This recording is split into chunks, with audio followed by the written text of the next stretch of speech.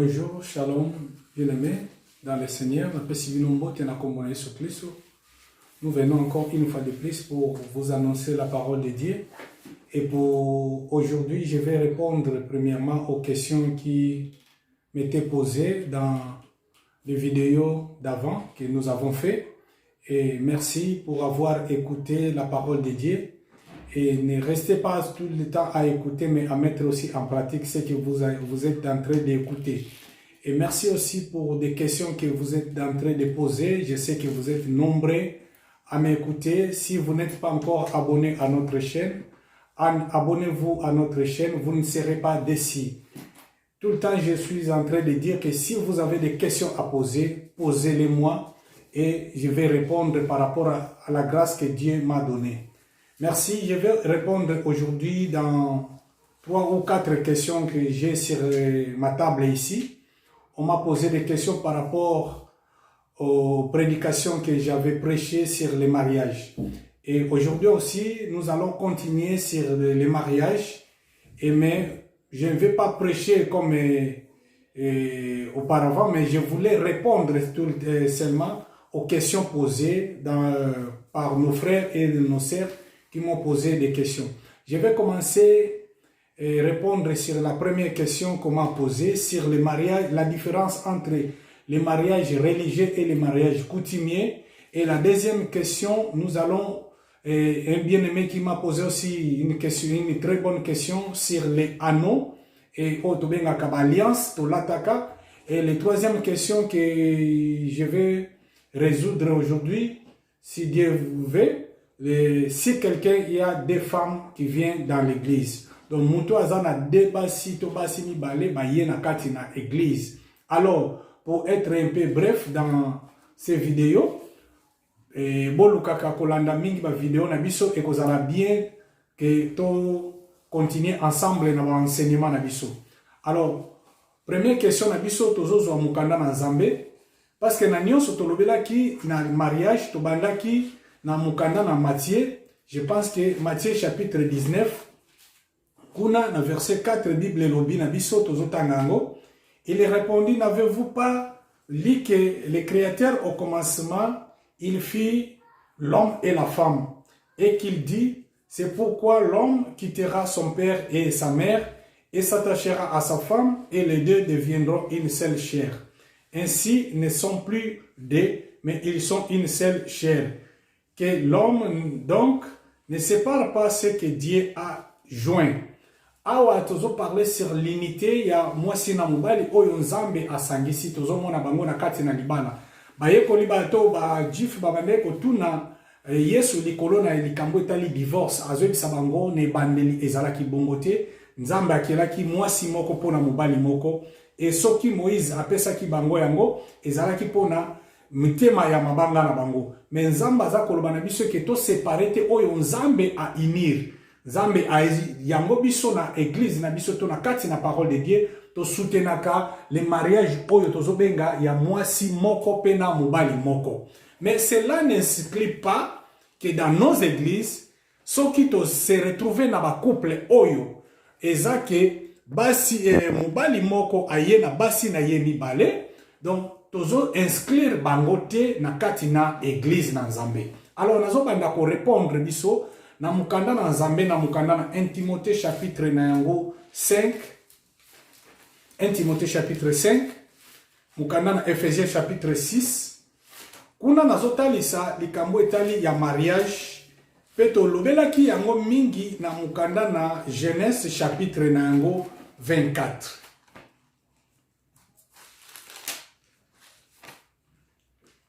Mon frère, si tu prends ça, tu lis 1 Timothée chapitre 5, c'est le Nouveau Testament. 1 Timothée chapitre 5, Ephésiens chapitre 6, verset 1 à 3, pardon, Genèse chapitre 24, je lis Genèse chapitre 24, verset 30. Je lis au nom du Seigneur. Bible le dit, il avait vu l'anneau et les bracelets aux mains de sa sœur, et il avait entendu les paroles de Rebecca, sa sœur, en disant, ainsi m'a parlé cet homme, Il vient donc à ces hommes qui se tenaient auprès des chameaux vers la source. Et il dit, viens bénir l'Éternel, pourquoi resterais-tu dehors? Je te prie, je te prépare la maison et une place pour les chameaux.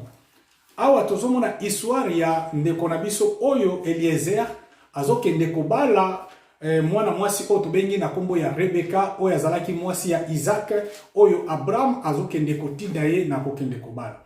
Alors awa nazo répondre nanu na question ya ndeko oyo atuni l'importance ya anneau to alliance. L'alliance pour aujourd'hui et dans l'ancienne alliance oyo bandeko symboliser mwasi oyo ya bali. Babandeko tia yango na lokolo pe na loboko. Babandeko tia ano pona eyeba na kotalisa kaka ke mwasi oyo aza déjà occupé. C'est pour cela to lataka alliance. Il y a d'autres églises où balataka alliance té. Ce n'est pas aussi le défaut. Donc ce n'est pas dit que ceux qui muto alati alliance réellement que aza fidèle. Or l'alliance na kati na mariage ezo signifier par rapport pensate la fidélité. Mais ça signifie seulement la symbole que cet homme, il est déjà marié. Mais la fidélité, ça vient du cœur.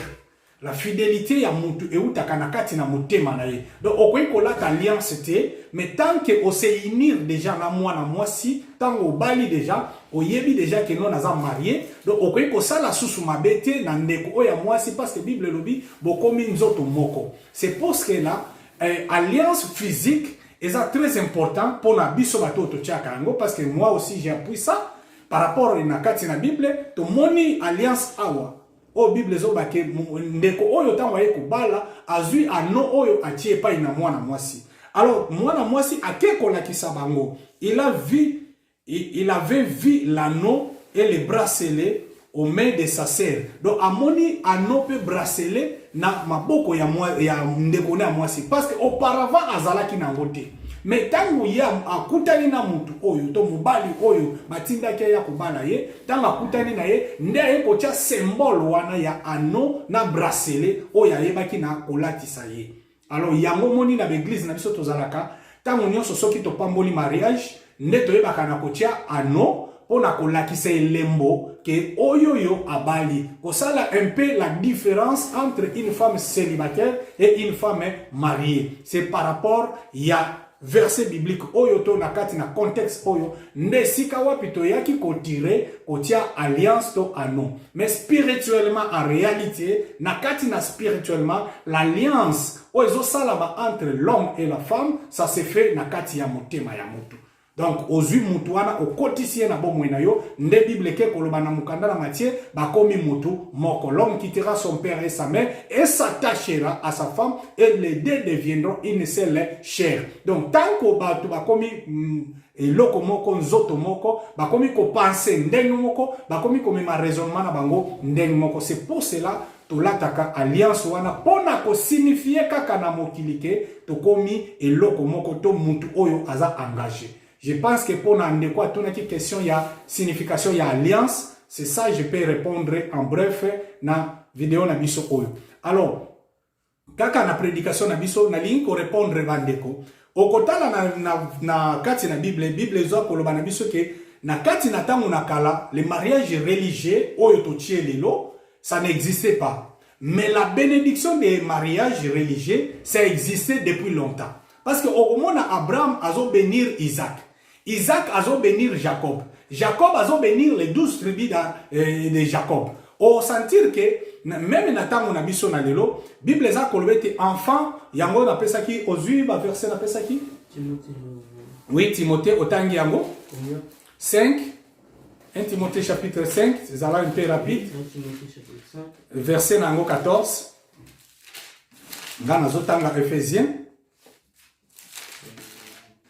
Ephésiens chapitre 6, verset 1, la tangi na kombo na Yesu Christ, Bible dit, enfants obéissent à vos parents, selon le Seigneur, car cela est juste. Honorer ton père et ta mère, c'est une première commandement avec une promesse, afin que tu sois heureux et que tu vives longtemps sur la terre. Awa, baza kotali sabiso, même na tangu na kala, bénédiction ezouta et pas ina papa. Or, na kati na mukana na Nzambe, selon le livre ya Hébreu chapitre 7 verset 7, Bible le dit c'est le supérieur qui bénit l'inférieur. Awa na kati na mariage na ancienne alliance, na zolobela ancienne alliance, na ancienne alliance tozomona mariage religieux ezo sala matani. Tant que serviteur azoya na biloko kopesa na famille ya mobali et na famille ya mwasi pardon, et la famille de la femme azui biloko wana. Tango akozwa biloko wana na suka nango papa ako prononcer maloba. Il va bénir sa fille. To ako bénir libala oyo na niveau ya prononciation ya maloba. C'est ça le loyo to komisi yango na kati ya mariage religieux. Mais na tango ya kala ebande ko salama par rapport ya bénédiction ya parole oyo ebande ko bima na munoko ya papa to mama après avoir kozwa ba bien nyonso ba kokai kozwa après avoir ko sepela na libala wana esengo ya libala nde babimisi maloba ya kitoko na sima ba benire famille wana. C'est parce que là lelo tozalaka soko pesi biloko na famille ya mwasi après boke na église comme aujourd'hui nous reconnaîtrons que nos pères spirituels ce sont des pasteurs et les hommes de Dieu nde tokendaka pona ko confirmer libala oyo epa inaba mais en réalité, le vrai mariage, ça se retrouve na kati na coutume. Oyo papa na mama bazwi biloko na bango, ba le ba meli, ba pamboli bino. Et na église tozo kendeka ko pambola nde Nzambe parce que asangisi oyo alobaki maloba na Nzambe ekokisami na kati ya bomo ya bato mibale. Donc tokendaka kokumisa Nzambe parce que Nzambe accomplir parole na yo aloba qui était l'homme quittera son père et sa mère et s'attachera à sa femme, les deux deviendront une seule chair. Donc c'est ça to benyango mariage religieux. To ken église to kumisa Nzambe to bénir Nzambe parce que Nzambe akokisi maloba na ye parce que Bible lobi il est fidèle, il est derrière sa parole pour accomplir. Autant Nzambe akokisi maloba na ye to zawana l'église to zo bénir bango lisusu etant que ba père spirituel. Je dis bien étant que ba père spirituel physiquement baza déjà béni et pas il n'a pas papa na bango ya nzoto o baboti bango et nous comme les pères spirituels ndeto zo kende susu ko pambola bango pour la deuxième fois. Donc les mariages religieux et mariage coutumier ezakaka eloko moko.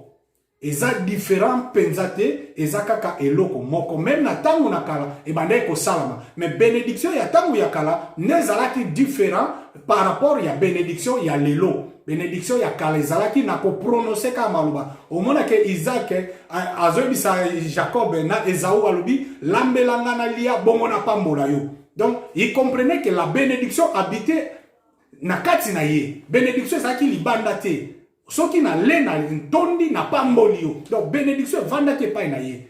Alors lelo pe biso tozo comprendre que tangu maliba lezo salama papa na yo na maman na yo ba lobi maloba malamu pona yo, OK, c'est tout à fait normal, OK. Ce n'est pas obligé, je dis ça, ce n'est pas obligé d'aller seulement faire le mariage religieux dans l'église. Mais mariage civil aussi, c'est la même chose. Mariage civil, Bible lobi, toute autorité vient de dire, comme ici, na kati na ndako na biso to balani papa na mama et l'état azawana pour na ko reconnaître biso officiellement aussi que non ndeko yo na ndeko yo ba balani lelo ba komi mwasi na mobali. C'est pour cela to tosaka ko kende ko sala mariage civil et pas na l'état oyo Nzambe atie bango lokola ba kambi na biso bazo kamba biso na kati na l'état. Otangeli biso verset wana pour na sukisa na réponse ya ndeko na biso oyo Timothée 4, verset 4. 1 Timothée chapitre 5, verset 14. Ah, ok. 1 Timothée 5, verset 14. Je lui en ai du Seigneur. Amen. Je veux donc que les jeunes se marient, qu'elles aient des enfants, qu'elles dirigent leur maison, qu'elles ne donnent à l'adversaire aucune occasion de médire. La Bible les a côté les sabiso le je veux que les jeunes se marient. Les jeunes frères se marient, bazala bato bakozala din, ko diriger ba ndako na bango kimi na kitoko, pe ba yeba na kopesa satana nzela te. Donc dans nos églises, tant que nous avons des jeunes frères, au bazo kende ko bala, tozo kende ko kumisa kaka nzambe, po ba pesa satan nzela te na kokendaka kosala kindumba. Donc tika nzamba lola apambola bino, bande ko na biso Endrich nande ko na biso frère Ado, o bazo kende ko bala, pe bande ko na biso ya basi ebele mibali ebele, o bazo kende ko honorer nzambe na bango, pe ba para na bango na ndenge oyo bazo kende na nzela na malamu, tika nzamba lola apambola bino pe abakisela bino ya mingi koleka na bavina bino. Alors na kei ko sukisa na dernière question na ngai, oyo bazotu na biso balobi soki mutu aye na église azali na basi mibale, mutu aye na église azali na basi mibale, akosala nini? Est-ce que eza obligé, il faut que aboya basi wana mibale? Moi je dis non. Moi je dis non par rapport à la connaissance que Dieu m'a donné, je dis non. Ozana droit wana te, frère Ozui biso 1 Timothée chapitre 3 verset 2, nazozwa mukanda na 2 Corinthiens chapitre nango 2 verset 17. 1 Timothée 3. 2 Corinthiens chapitre 2 verset 17. Bible lobi, car nous ne falsifions point la parole de Dieu comme font plusieurs, mais c'est avec sincérité, mais c'est de la part de Dieu que nous parlons en Christ devant Dieu. Bien aimé, tozo falsifier liloba na nzambe te, mais tozo loba o ezali vérité devant vous comme des enfants de Dieu qui connaissent la parole de Dieu. Quand je donne des versets, il faut lire, il faut examiner, comme j'avais déjà dit dans des prédications précédentes, qu'il faut lire, il faut vérifier l'écriture. Na ye ko falsifier te oyo Bible eza koloba. Mais na linga yebisa yo par rapport ya connaissance nanga, soki mutu aye na basi oye alingaki avant ye ba nzambe. Na zolo ba bien avant ye ba Christ. Ce n'est pas l'église qui est là pour séparer les gens. Ceux qui babota qui bana misato mine. Et les lois yon église ou si bango faut pas se séparer. Et qui va prendre soin de ces enfants-là. Et c'est pour cela dans nos églises aujourd'hui to kangi bana batu bandoki et to panzi mabala batu ebele et tozo se retrouver na ba enfants de riz ebele parce que c'est nous les pasteurs, c'est nous les hommes de Dieu, to meni politique ya mabe na kati na église, il y a séparation, il y a division, il y a ba famille ya batu ebele. Nzambe abengi bango baya. Moi je peux vous soutenir dans des versets où je peux vous dire dans nos églises to soutenaka polygamité. Nous ne soutenons pas la polygamie, qu'un homme doit avoir des enfants, 2 femmes, 3 femmes, 4 femmes. Non, ce n'est pas la volonté de Dieu et ce n'est pas biblique. Mais, frère Otangel Bisso 1 Timothée 3, verset 2. 1 Timothée 3, verset 2. Je lis au nom du Seigneur. Amen. Il faut donc l'évêque soit irréprochable, mari d'une seule femme, sobre, modéré, réglé dans sa conduite, hospitalier, propre à l'enseignement. Balobete évêque to mosali na nzambe, il faut azala marié d'une seule femme. Apôtre Paul azokende ko yebisa biso azolo bananzela na Timothée avec marié d'une seule femme. Donc tozo permettre te bana na nzambe bazwa basi mibale to misato. Non, pas ça. Mais en réalité soki aye na bango na kati l'église, l'église n'est pas là pour condamner les gens. Tous à l'ensemble. L'église n'est pas là pour condamner les gens, pour séparer les gens, pour séparer des familles. Ce n'est pas ça l'œuvre de l'église. Et ce qui est musika na mukanda na nzambe na Jean chapitre 8 verset nango 5. Bible zolo banabiso tango ba yeli Yesu Kristo femme adultère oyo souci na bango ezalaki nini? Souci na bango ezalaki ba condamner ye parce que asalaki lisumu. Mais en réalité, Yesu Kristo tango azokende na likambo oyo, azotalisa bango azobete na kati na bino nani asali nanu lisumu te, atombola abamba mwasi oyo libanga. Donc tozo comprendre que message oyo biso tozo mema, ce n'est pas un message de la condamnation, mais tozo mema message ya grâce. Moïse dans la loi nous a ordonné de lapider de telles femmes. Toi donc, que dis-tu? Ah, bazoa kotuna Yesu balobi Moïse atindi biso na basi ya boye, il faut to lapider bango. Et bongo yo lobi nini parce que azo sala adultère. Awa nazo meka ko répondre ndeko ya tuninga question ya mutu aye na basi na ye mibale to misato na kati l'église. Il restera frère et basi wana bakotikala na kati l'église comme ba maman na kati l'église bakosali la nzambe. Et nous l'église nous serons là pour aider ces familles là ba continuer na ko umelaka liboso na Nzambe. Parce que la chose la plus importante, c'est la crainte de l'Éternel et la vie de la sanctification. Bible nous dit chercher la paix avec tous et la sanctification, sans laquelle personne ne verra le Seigneur. C'est ça la parole de Dieu. Ce n'est pas dit que non, j'ai déjà enseigné ça maintes fois à l'église.